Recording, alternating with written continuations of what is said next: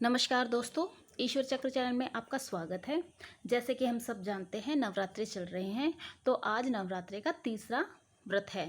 तो चलिए दोस्तों, जो तीसरा व्रत है वो माता चंद्रघंटा के रूप में हम उसकी पूजा करते हैं और उसी के नाम का हम व्रत रखते हैं। तो चलिए दोस्तों, मैं आपको कुछ बातें बताती हूँ।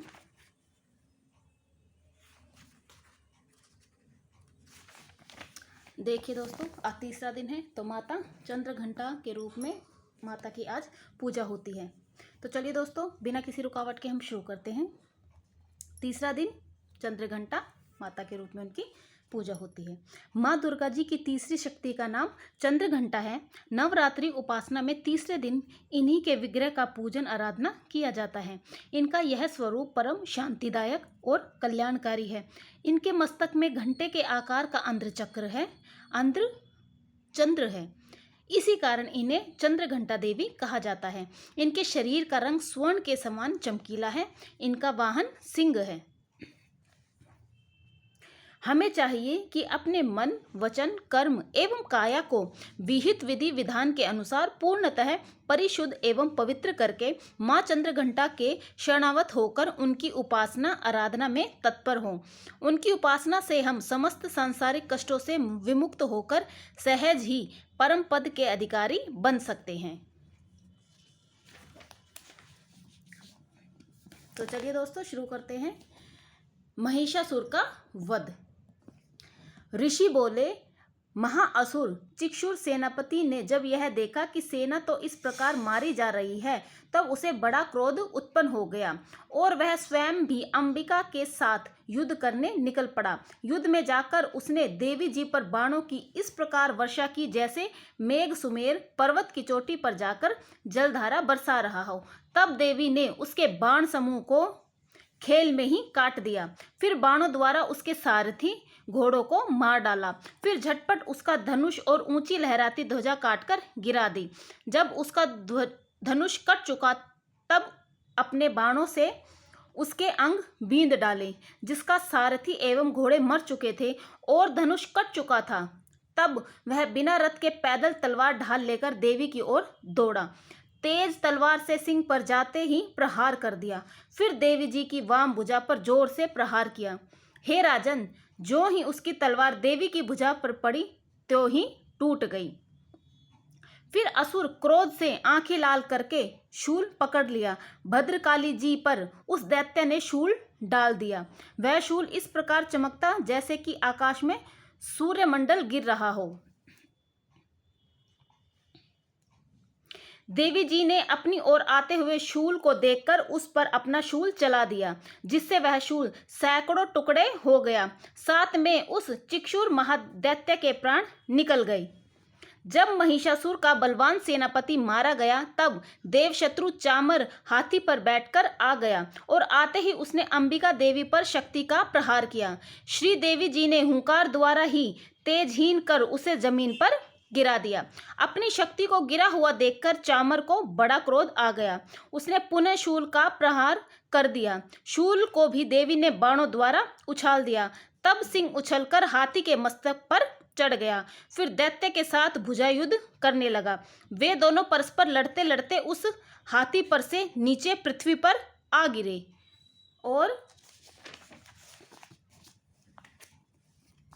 भयंकर प्रहारों से परस्पर युद्ध करने लगे। तब बड़े वेग से सिंह ऊपर की ओर उछला और ऊपर आकाश से नीचे की ओर गिरते गिरते पंजों के प्रहार से दैत्य चामर का सिर धड़ से अलग कर डाला। देवी जी ने शीला एवं वृक्ष आदि से युद्ध में उदग्र को मार डाला। फिर कराल को भी दांतों, मुक्का एवं थप्पड़ों के द्वारा मार गिराया। क्रोध में परिपूर्ण देवी ने गदा की चोटों से उद्वत को चूर चूर कर दिया। भिंदीपाल शस्त्र द्वारा वाशकल तथा बाणों द्वारा अंधक एवं ताम्र को मारकर यमधाम भेज दिया। त्रिनेत्रधारिणी देवी परमेश्वरी ने उग्रास्य, उग्रवीर्य, महाहनु नाम के दैत्यों को त्रिशूल द्वारा मार दिया। तलवार से विडाल का सिर धड़ से अलग कर दिया।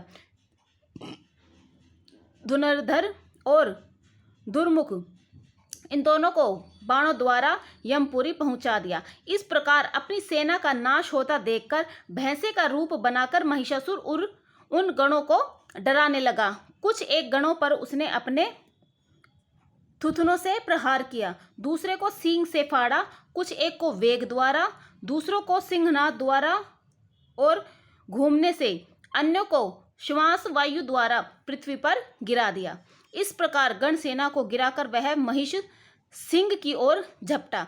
जो ही सिंह को मारने लगा तब जगदम्बा को बड़ा क्रोध उत्पन्न हुआ।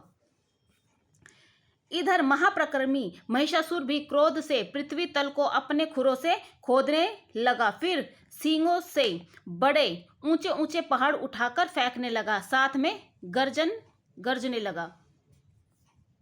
वेग के साथ घूमने पर पृथ्वी शुद्ध होकर फटने लगी। उसने पूंछ से समुद्र पर प्रहार किया, जिससे शुद्ध होकर समुद्र पृथ्वी को चारों ओर से डुबाने लगा। चलायमान होते हुए सींग के द्वारा छिन्न भिन्न हुए बादल के टुकड़े टुकड़े हो गए। उसके श्वासों को कठोर वायु से उड़ते हुए सैकड़ों पर्वत आकाश से गिरने लगे। इस प्रकार क्रोधपूर्ण उस महादैत्य को अपनी ओर आता देखकर चंडिका उसे मारने के लिए क्रोध में आ गई। कुपित चंडिका ने उसकी ओर पाश फेंका, वह उसके द्वारा उस दैत्य को बांध लिया।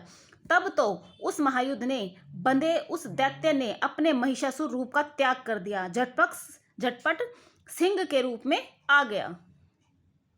जो ही चंडिका उसका सिर काटने लगी तब तो वह तलवार हाथ में लिए पुरुष दिखाई देने लगा। तब शीघ्रता से तलवार ढाल वाले इस पुरुष को अपने बाणों से देवी ने बींध दिया।